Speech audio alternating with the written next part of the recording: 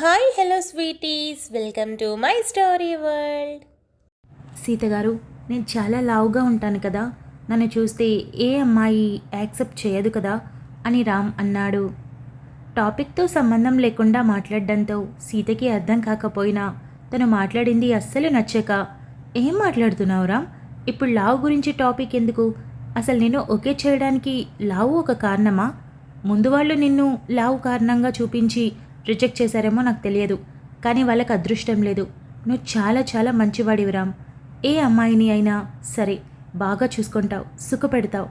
నీ దృష్టిలో సుఖపట్టడం అంటే 4 గోళ్ల మధ్య తలుపుకు గడిపెట్టుకొని ఓ మంచం మీద చేసేది కాదు. మానసికంగా ఒక మగాడి వల్ల కలిగే సంతోషమే సుఖ సంతోషాలంటే. ఇక ఎవరికీ నచ్చకపోవడం గురించి అంటావా? నువ్వు చాలా అందంగా ఉంటావు రామ్. నేను ఇదేమీ కోతలు కోయట్లేదు, నిజంగా చెప్తున్నాను. నీ ఫేస్ చాలా బాగుంటుంది. జస్ట్ లావుగా ఉండడం మాత్రమేనా? అది లోపమా? అదేమీ ఆలోచించకు. నీకు ఇబ్బంది కానంత వరకు యు ఆర్ పర్ఫెక్ట్ అని సీత చెప్పి, ఏదో ఆలోచిస్తున్నట్టున్నావు, వెళ్దాం పదా, ఏమీ ఆలోచించకు. నువ్వు చాలా మంచిగా మొహమాటానికి పోయి ఓకే చెప్పకు. అటువంటి పిచ్చి పని చేయకు. ముఖ్యంగా మా నాన్న మొహం చూసి జాలి పడతావేమో. నేను ఇంటికి వెళ్ళాక కాళ్ళ వేళ్ళ పడైనా నాన్నకి సర్ది చెప్తాను. నువ్వు నాన్న వైపు చూడకుండా నేను సీత గారిని పెళ్లి చేసుకోలేను, నాకు ఆవిడ మంచి ఫ్రెండ్ మాత్రమే అని ఈ 2 ముక్కలు చెప్పేశాయి అని సీత చెప్పింది. రామ్ నడుస్తూ మౌనంగా ఉండడంతో ఇద్దరూ లోపలికి వెళ్ళారు.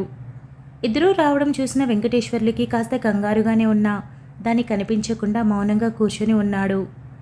రామ్ వెళ్ళి కూర్చోగా సీత ఒక పక్కన నిలబడగా ప్రగతి రామ్ వైపు చూసి, ఏం నిర్ణయించుకున్నావు అని అడిగింది. అన్నయ్య ప్లీజ్ ఎస్ చెప్పు, ఎస్ చెప్పు అని వైషు మనసులో 100 సార్లు అనుకుంది. అమ్మా, నీకు ఏ అభ్యంతరం లేకపోతే నాకు ఈ పెళ్ళి ఇష్టమే అని రామ్ చెప్పాడు.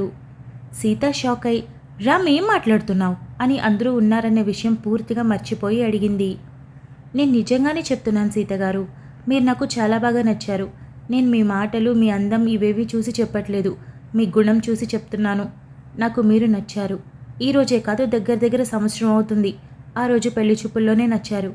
నేను చూసిన అంతమంది అమ్మాయిల్లోకి ది బెస్ట్గా నాకు కనిపించింది మీరే. కానీ ఇంత ది బెస్ట్గా ఉన్న అమ్మాయికి నేను సరిపోతానా అని రిజెక్ట్ చేశాను. కానీ ఈరోజు నాకు మళ్ళీ అవకాశం వచ్చింది. పైగా ఇప్పుడు మీ గురించి నాకు బాగా తెలుసు. ఇంత మంచితనం, ఇంత అణుకువ, ఇంత అందంగా ఉన్న అమ్మాయి నాకు ఖచ్చితంగా లైఫ్లో దొరకదు. నాకు ఈ పెళ్ళి నిజంగానే ఇష్టం. మీ అభిప్రాయం ఏంటో మీరు కూడా చెప్తే బాగుంటుంది అని రామ్ సూటిగా చెప్పాడు.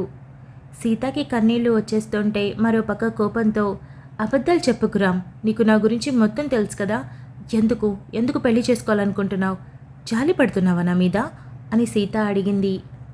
జాలినా? ఎందుకు? దేనికోసం? నాకు అటువంటిదేమీ అనిపించటం లేదు. అంటే కేవలం మీరు ఒక వ్యక్తిని ప్రేమించారు కాబట్టి అది తెలిసి నేను ఓకే చెప్తున్నందుకు మీకు జాలిలాగా కనిపిస్తుందా? ఓ గాడ్ సీత గారు, ఈ రోజుల్లో ఒక్కొక్కరు 4-5 కూడా ప్రేమిస్తున్నారండి. నా వరకు ఎవరిని ప్రేమించామన్నది కాదు, ఎవరికి ప్రేమని దక్కించుకున్నామన్నది ఇంపార్టెంట్. ఇకపోతే అంకుల్ నా దగ్గరికి వచ్చి అడగడానికి కారణం ఏంటన్నది నాకు తెలియదు. ఇందాక మాట్లాడిన మాటలు కూడా నేను పూర్తిగా వినలేదు, బికాజ్ నేను బ్లాంక్గా ఉండిపోయాను. కానీ అంకుల్ మనస్ఫూర్తిగా అడుగుతున్నది ఆయన కళ్ళల్లో తెలిసిపోతుంది. అందుకే నేను ఓకే చెప్తున్నాను అని రామ్ అన్నాడు. సీతకి ఇంకా ఏం మాట్లాడాలో తెలియక అలాగే మౌనంగా నిశ్శబ్దంగా ఏడుస్తూ ఉండడంతో వైషు దగ్గరికి వెళ్ళి కన్నీళ్లు తుడిచి, ఏంటి సీత, నువ్వు అన్నయ్య ఒప్పుకోవాలని మనసులో 1,00,000 సార్లు కోరుకున్నాను. కానీ అన్నయ్య ఓకే చెప్పేశాడు. నువ్వేమో నానుస్తున్నావు. ప్లీజ్ అర్థం చేసుకో. నువ్వు నాకు వదినగా చాలా బాగా నచ్చావు. ఆ విషయం నీకు కూడా తెలుసు కదా. నేను ఇది వరకు వచ్చినప్పుడు అడిగాను కదా. ప్లీజ్ ఒప్పుకో. నీకు అన్నయ్య లవ్ గురించి ఏమైనా ట్రబుల్ ఉందా? అంటే ఇలాంటి అబ్బాయిని చేసుకోవాలి అని ఏమైనా డ్రీమ్స్ ఉన్నాయా? అలా అయితే ఓకే, నేనేం మాట్లాడను. ఆడపిల్లగా నాకు కొన్ని రిక్వైర్మెంట్స్ ఉన్నాయి, అలాగే నీకు ఉంటాయిగా. అటువంటిది ఏమైనా ఉంటే ఇట్స్ ఓకే, నువ్వు ఓకే చెప్పకు అని వైశాలి అనింది.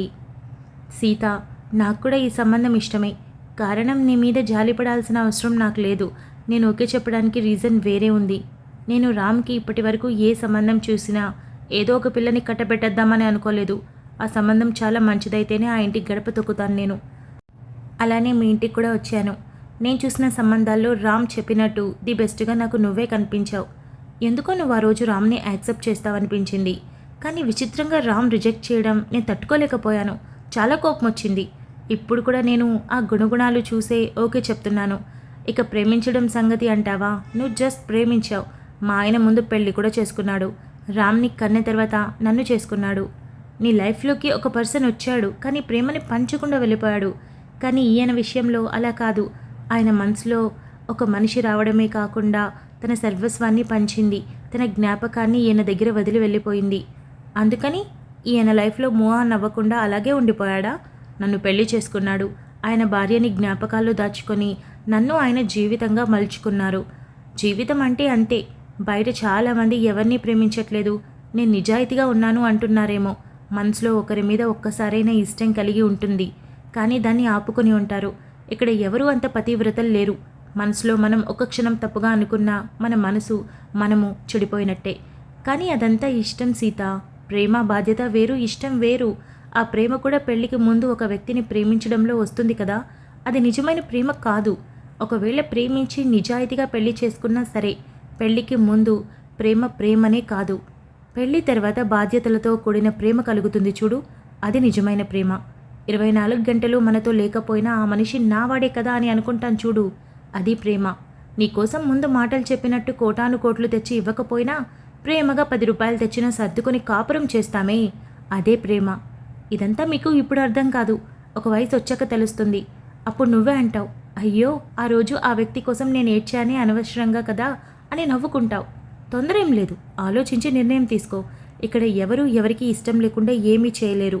మీ అమ్మా నాన్న బలవంతం చేసి ఒప్పిస్తే నాకు చెప్పు, నేను నిన్ను ఈ చెరలో నుండి బయటికి తీసుకొస్తాను. అలా కాకుండా నీకు ఇష్టమైతే హ్యాపీగా ప్రొసీడ్ అవ్వచ్చు. రామ్ తన నిర్ణయం సూటిగా చెప్పేశాడు. మనసులో ఏదో పెట్టుకొని చెప్పినట్టు నాకు అనిపించలేదు. ఇప్పుడు నీ వంతు అని ప్రగతి మాట్లాడడం ఆపింది. సీత నిమిషం పాటు మౌనంగా ఉండి కళ్ళ వెంట వచ్చిన కన్నీళ్లను తుడుచుకొని ముక్కుని ఎగబీలుస్తూ తలదించుకొని, నేను పెళ్లి చేసుకుంటానని మా అమ్మా నాన్నకి మాటిచ్చాను, చేసుకోవాలి కూడా. నాకు తెలుసు ఒకసారి మన లైఫ్లో ఏదో ఒక విషాదం జరిగిందని జీవితం అక్కడ ఆగిపోదని బాగా తెలుసు. ముందుకు కూడా సాగిపోవాలని ఇంకా బాగా తెలుసు. నేను చేసుకునే అబ్బాయికి నా పాస్ట్ మొత్తం తెలియాలని నేను ముందే మా అమ్మ నాన్నకి చెప్పాను. అందుకు వాళ్ళు కూడా ఒప్పుకున్నారు. కానీ ఇప్పుడు రామ్ని పెళ్లి చేసుకోమంటే నాకు నిజంగా ఏమీ అర్థం కావట్లేదు. తనకి నా గురించి పూర్తిగా తెలుసు. పైగా ఇక్కడున్న అందరికన్నా తనకే బాగా తెలుసు. కళ్ళతో ప్రతి ఒక్క సిచ్యువేషన్ చూశాడు. తను ఈ పెళ్లికి నా గుణగణాలు చూసి ఒప్పుకున్నాను అని చెప్తున్నాడు. అంతలా నా దగ్గర ఏం మిగిలిందో నాకే తెలియడం లేదు. వేరే ఎవరినో అయితే విషయం చెప్పి ఒప్పించి లేదా ఒప్పుకునేదాకా వెయిట్ చేసి ఎవరో ఒకరిని చేసుకునేదాన్ని. కానీ ఇక్కడ పరిస్థితి అది కాదు. రామ్ ఒప్పుకున్నాడు, మీరు ఒప్పుకున్నారు. అడిగితే జాలి కాదు అంటున్నారు. మా అమ్మ నాన్న మెచ్చిన సంబంధం వద్దు అనడానికి నా దగ్గర ఒక్క కారణం కూడా లేదు. ఇక్కడ మీరు చాలామంది అనుకుంటున్నారు రామ్ వెయిట్ గురించి ఆలోచిస్తున్నానా అని. నాకు దాని గురించి ఎటువంటి అబ్జెక్షన్ లేదు. నా కళ్ళకు అది ఎప్పుడు కనిపించను కూడా కనిపించదు. రామ్ని పెళ్లి చేసుకొని ఏ అమ్మాయి అయినా అదృష్టవంతురాలే. ఇప్పుడు అది నా వరకు వచ్చింది. కానీ సంతోషపడాల్సిన నేను నా పరిస్థితి తలుచుకొని బాధపడుతున్నాను. నిజంగా మనస్ఫూర్తిగా రామ్కి కనుక నా పాస్ట్తో ఎటువంటి సంబంధం లేకుండా కేవలం ఫ్యూచర్ మాత్రమే నాతో కావాలి అనుకుంటే నాకు ఈ పెళ్ళి ఇష్టమే. అలా కాకుండా జాలిపడి పెళ్లి చేసుకోవాలనుకుంటే మాత్రం దయచేసి తాళి కట్టే ఆఖరి క్షణంలో అయినా సరే నిర్మోహమాటంగా నువ్వు నాకొద్దు అని చెప్పొచ్చు రామ్ అని సీత చెప్పింది. ఆ మాటకి ఇంట్లో అందరూ చాలా సంతోషించారు. పక్కనే ఉన్న వైశాలి సీత భుజం చుట్టూ చేయేసి సో హ్యాపీ ఫర్ యూ అని అనింది. పడక కుర్చీలో కూర్చుని ఉన్న రేవతమ్మ మెల్లగా లేచి సీత దగ్గరికి వచ్చి, సీతాలు ఇప్పుడు కాదు, చాలా రోజులుగా మీ అమ్మా నాన్నకి నేను ఈ మాట చెప్తూనే ఉన్నాను. నాకు రామయ్య చాలా బాగా నచ్చాడు, మన సీతకి అడుగు ఒప్పుకుంటాడు అని చెప్తూనే ఉన్నాను. కానీ వాళ్ళు వద్దన్నారు. అడిగితే అన్నీ తెలిసి కట్టబెట్టాలనుకుంటున్నారేమో అని రామ్ అనుకుంటాడని అసలు ఈ సంబంధమే మాట్లాడకూడదు అనుకున్నారు. అటువంటిది ఉన్నట్టుండి ఇప్పుడు ఎందుకు ఈ నిర్ణయం తీసుకున్నాడో తెలియదు. కానీ సరైన నిర్ణయం తీసుకున్నారు. రామయ్య నీకు కరెక్ట్ అని నేను ఎందుకు అనుకున్నాను అంటే, రామయ్యలో అర్థం చేసుకునే వ్యక్తిత్వం చాలా మెండుగా ఉంది. అది ఈ కాలం పిల్లల్లో చాలా తక్కువగా ఉంటుంది. ఎక్కడో ఒకరిద్దరిలో మాత్రమే కనిపిస్తూ ఉంటుంది. మాట్లాడితే ఆవేశం లేదా పోట్లాటకు దిగిపోతారు. బంధాన్ని పెనవేసుకోవాలని చూడడం మానేసి తెంపుకునేందుకు ప్రయత్నిస్తున్నారు. కానీ ఈ రామయ్య దగ్గర అలా కాదు. ఏ సమస్య వచ్చినా కూర్చొని మృదువుగా మాట్లాడతాడు. మాటల్లో కూడా కోపం ఉండదు, దురుసుతనం అసలే ఉండదు. అటువంటప్పుడు ఏ ఆడదైనా సరే అడిగిన దానికి సమాధానం చెప్తుంది, చెప్పింది అర్థం చేసుకొని నడుచుకుంటుంది. అదేదో వేరే ఎవరో అమ్మాయి స్థానంలో నువ్వే ఎందుకు ఉండకూడదు అనుకున్నాను. అలా అని కేవలం నీకు రామయ్య మంచివాడని మాత్రమే చెప్పడం లేదు. నువ్వు కూడా రామయ్యకి చాలా సరిజోడి. ఎందుకంటే నెమ్మదస్తురాలివి. ఒకసారి ప్రేమిస్తే ప్రాణం పెట్టేస్తావు. ఒకరు నిన్ను నమ్మారు అంటే ఇక వాళ్ళ అడుగుజాడల్లో జీవితాంతం నడవాలి అనుకుంటావు. ఇద్దరికి ఇద్దరు కరెక్ట్గా ఆ సీతారాముల్లా చూడ చక్కనైన జంట ఖచ్చితంగా అవుతారని నా మనసు చెప్తుంది. ఏ బెంగా పడకు, అన్నీ చాలా సవ్యంగా ఉంటాయి. ఇంతక ప్రగతి అన్నట్టు అసలైన ప్రేమ అనేది అనుభవం కొద్దీ తెలుస్తుంది. అలానే ఒక సంవత్సరం పోయాక నువ్వే అనుకుంటావు, ఈ రాముడు లేకపోతే నేను లేనేమో, నా జీవితం తనే అయిపోయాడు, ఇక జీవితాంతం తన వెంట ఉండాలి, తన చెయ్యి అస్సలు వదలకూడదు, తను లేకుండా ఊపిరి కూడా తీసుకోకూడదు అనుకుంటావు. ఆ రోజు నీ నిర్ణయం ఎంత సరైనదని నువ్వే తలుచుకొని మురిసిపోతావు. ఆ రోజు చాలా చాలా దగ్గరలో ఉంది అని రేవతమ్మ చెప్పింది. చూడండి, సీత కూడా ఒప్పుకుంది, ఇక రామ్ కూడా ఒప్పుకున్నాడు. కాపురం చేయాల్సిన జంటే ఒప్పుకున్నప్పుడు ఇక మనం మాట్లాడుకోవడానికి పెద్దగా ఏముంది? నా వరకు కట్నాలు కానుకలు ఇవ్వడం తీసుకోవడం లాంటివి అస్సలు ఇష్టం లేదు. మొహమాటంగా ఏదైనా ఇవ్వాలి అనుకుంటే అది మీ అమ్మాయికి ఇవ్వాలనుకుంటే మొత్తం ఇచ్చేయండి అని కూడా చెప్పను. అవసరమైనంత వరకు పెట్టి పంపించండి, మిగిలినవి రామ్ తీసుకుంటాడు. ఇకపోతే రామ్కి గవర్నమెంట్ ఉద్యోగం, బ్యాంక్లో మేనేజర్ పొజిషన్లో ఉన్నాడు. మంచి జీతం, సేవింగ్స్ అంటే మహాపిచ్చి. అలానే పిసినారి అసలు కాదు, బాగా ఖర్చు పెడతాడు. మిగిలిన దాంట్లోనే పొదుపు చేస్తాడు. ఫ్యూచర్ కోసం ఏమేమి చేయాలో, ఎవరెవరి కోసం ఏమేమి చేయాలో అన్నీ క్లారిటీ ఉన్నాయి. కాకపోతే నా మాట వినండి, ఇదిగో ఈ ఒక్క లావు విషయంలోనే అని ప్రగతి అనింది. ప్రగతి అని సుధాకర్ అనడంతో, మమ్మీ అన్నయ్య ఏమైనా ఇంతింత తింటాడా అని వైశాలి అడిగింది. ఇప్పుడు నేను తిండి గురించి మాట్లాడానా? తినడు, కానీ లావుగా ఉన్నాడు. తగ్గితే తనకు మంచిది అని చెప్తున్నాను. అర్థం చేసుకోవాలి, కానీ అర్థం చేసుకోడు అని ప్రగతి తల తిప్పి వెంకటేశ్వర్లు వైపు చూసి, తప్పుగా అనుకోకండి, ఇది మా ఇంట్లో ఎప్పుడు జరిగేదే. రామ్ కేవలం ఈ విషయంలో నా మాట వినకపోవడం వల్లే నాకు నచ్చదు, కానీ లేదంటే చాలా చాలా మంచివాడు. నిజంగానే మీరు ఈ కాలంలో ఇంత మాత్రం పిల్లాడిని అసలు చూడలేరు అని ప్రగతి చెప్పింది. చాలా చాలా మంచిది, ఇద్దరూ పెళ్లికి ఒప్పుకున్నారు, మీకు అభ్యంతరం లేదు. నిజంగా ఇప్పుడు నాకు తృప్తిగా ఉంది. మంచి సంబంధం చూశానన్న సంతృప్తి మరింతగా ఉంది. మంచి రోజు చూసుకొని మిగిలినవి మాట్లాడుకుందాం అని వెంకటేశ్వర్లు అన్నాడు. దాన్నేముంది, మాకు తెలిసిన పంతులున్నాడు. పైగా ఆయన చేత్తో చేసిన పెళ్ళిళ్ళు అన్నీ 100 ఏళ్ళు చల్లగా ఉంటాయని మంచి పేరు. ఏ జంటకి పెళ్లి చేసినా ఎప్పటికీ విడిపోకుండా ఉంటారని నమ్మకం. కాబట్టి ఏ రోజు మీకు వీలు కుదురుతుందో చెప్తే ఆ రోజు పిలిచి నిశ్చితార్థానికి పెళ్లికి ముహూర్తాలు పెట్టిద్దాం. ఎలాగో ఇది శ్రావణ మాసం కదా, ముహూర్తాలు మెండుగా ఉంటాయి అని ప్రగతి అనింది. వీలుదేముందండి, నేను ఆల్రెడీ 4 రోజులు లీవ్లో ఉన్నాను. ఇంకా 15 రోజులు టైం ఉంది. ఖాళీగానే ఇంట్లోనే ఉంటున్నాను. మీరు పంతులకి ఎప్పుడు కుదురుతుందో కనుక్కొని ఒక మాట ఫోన్ చేస్తే అందరం కలిసి మాట్లాడుకుందాం అని వెంకటేశ్వర్లు అన్నాడు. అలాగే, జ్యూస్ తాగనే లేదు, తీసుకోండి. కాంతం, ఇంట్లో శుభవార్త, స్వీట్లు పట్రా అని ప్రగతి అరవడంతో కాంతం స్వీట్లు తెచ్చి అందరికీ అందించింది. అమ్మా, నేను సీతని రూమ్లోకి తీసుకెళ్తున్నా, సీతరా అని చేయి పట్టుకొని లోపలికి తీసుకొని వెళ్ళింది. రామ్ అక్కడి నుండి లేచి వెళ్ళిపోతే బాగోదని సైలెంట్గా కూర్చొని ఒక 5 నిమిషాల పాటు మాట్లాడి మెల్లగా అక్కడి నుండి తన రూమ్లోకి వెళ్ళాడు. సీత, నువ్వు హ్యాపీనా? అంటే అప్పుడే ఆ చెరలో నుండి బయటపడలేవని నాకు తెలుసు, కానీ నీ లైఫ్ తప్పకుండా చాలా బ్యూటిఫుల్గా ఉంటుంది. నేను చెప్తున్నానుగా, చాలా చాలా బాగుంటుంది. అన్నయ్యని చేసుకోవడం నిజంగా నీ అదృష్టమే. అలా అని నేను తక్కువ అంచనా వేయడం లేదు. అన్నయ్య కూడా అదృష్టవంతుడే. నీలాంటి పుత్తుడి బొమ్మ దొరుకుతుంది అని వైశాలి అనింది. వైశాలి, నీకు ఏ ఫీలింగ్ లేదా? అంటే నేను ఎవరినో ప్రేమించి మీ అన్నయ్యని పెళ్లి చేసుకొని ఇంట్లో ఉండడం నీకు ఓకేనా అని సీత అడిగింది. ఓ మై గాడ్, ఈ మాట నువ్వు నన్ను అడుగుతున్నావా సీత? చెప్పాను కదా, మా అన్నయ్యకి దగ్గర 12-13 సంబంధాలు వచ్చాయి. ఏ ఒక్క అమ్మాయి దగ్గరికి నేను వెళ్ళి మా అన్నయ్యని పెళ్లి చేసుకోండి అని అడగలేదు. ఎందుకంటే మా అన్నయ్యని చేసుకోకపోవడం వాళ్ళ అదృష్టం. కాబట్టి వాళ్ళే వదులుకున్నారు కాబట్టి దురదృష్టవంతులని ఫీల్ అయ్యి పట్టించుకోవడం మానేస్తాను. కానీ ఒక నీ విషయంలోని నీ దగ్గరికి వచ్చి అడిగాను, దానికి కారణం లేకపోలేదు. మా అన్నయ్య నువ్వు రెండోసారి కలిసావు కదా, ఆ రోజు మా అన్నయ్య నీ గురించి చెప్తున్నప్పుడు తన ఫేస్లో ఒక బ్రైట్ స్మైల్ చూశాను. సీతగారు చాలా మంచివారు అని, సీతగారు ఇలా, సీతగారు అలా అని చెప్తూ ఉంటే తన మాటల్లో మొహంలో ఆ కళ కొట్టొచ్చినట్టు కనిపించింది. అంటే ఒకరిని మనం ప్రేమించకపోవచ్చు, కానీ ఆ వ్యక్తిని మనం మానసికంగా మంచిగా ఫీల్ అయితే ఆ కళ్ళ మొహంలో ఖచ్చితంగా కనిపిస్తుంది. అందుకే అది మా అన్నయ్య మొహంలో చూసి కలిసి పెళ్లి గురించి మాట్లాడాను. బట్ తర్వాత ఏదో జరిగింది, సిచ్యువేషన్ ఏవైనా దేవుడు మాత్రం మీ ఇద్దరికి రాసిపెట్టాడు. ఐఎమ్ సో హ్యాపీ అని వైశాలి మరింత సంబరంగా అనింది. సీత చిన్న స్మైల్ చేయడంతో, సీత నీకు ఒక సీక్రెట్ చెప్పనా, నువ్వు ఈ పెళ్లి చేసుకుంటున్నందుకు అసలేం ఫీల్ అవ్వక్కర్లేదు. నీ పర్సనల్ విషయం అనుకోకపోతే ఒక మాట చెప్తాను. పెళ్ళయ్యాక అన్నయ్య నీకు బోల్డ్ అంత టైం ఇస్తాడు. ఎందుకంటే నిన్ను కళ్ళతో చూశాడు కదా.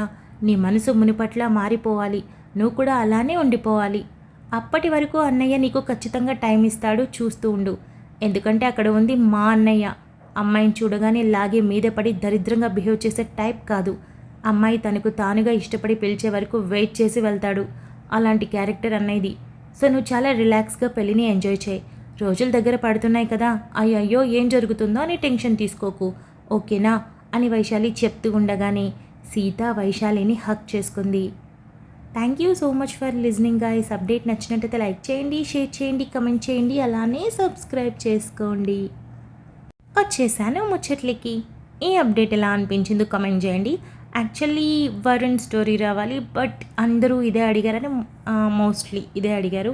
సో అందుకని ఇదే ఇచ్చేసాను. మొత్తానికి ఇద్దరు పెళ్ళి ఒప్పుకున్నారు. అదన్నమాట సంగతి. ఇకపోతే లాస్ట్ అప్డేట్ కమెంట్స్ విషయానికి వచ్చేస్తే మనోజ్ కాన్వో అండ్ అలానే రాజీవ్ కాన్వో చాలా బాగుందని చెప్పారు. Thank you so much. వాళ్ళ కాన్వర్జేషన్స్ నాకు కూడా బాగా నచ్చాయి. అంటే స్టోరీ ఒక ఫామ్లో వెళ్తుంది, కాస్త పీస్ఫుల్నెస్ దొరుకుతుంది వాళ్ళ క్యారెక్టర్స్తో. ఇక దాంతోపాటు ఎప్పుడు ఈ స్టోరీకి ఎండ్ పడుతుంది అంటే అదే ప్రాసెస్లో ఉంది. యాక్చువల్లీ నా స్టోరీస్ ఎండ్ కార్డ్కి వచ్చినవి ఒక 3-4 ఉన్నాయన్నమాట. అవి అయిపించడానికి బోల్డ్ అంతా ట్రై చేస్తున్నా.